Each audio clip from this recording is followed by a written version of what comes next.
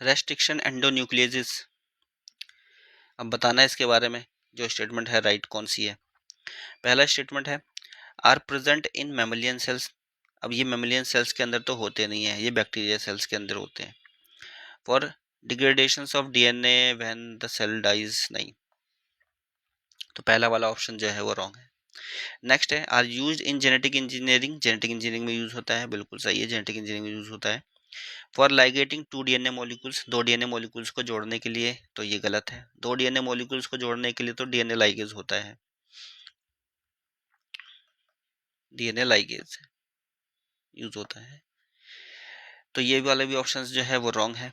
Next है are used for in vitro DNA synthesis. In vitro DNA synthesis मतलब कि organisms के बाहर लेबोरेटरी कंडीशन में डीएनए सिंथेसिस करने के लिए, तो डीएनए सिंथेसिस करने के लिए नहीं होता है।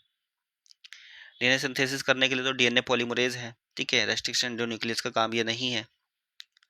नेक्स्ट है D are synthesized by bacteria, ये बैक्टीरिया द्वारा बनाया जाता है, सिंथेसाइज किया जाता है, बिल्कुल सही है। As part of their defence mechanism, तो ये एक पार्ट है बैक्टीरिया के डिफेंस मैकेनिज्म का, बिल्कुल सही है।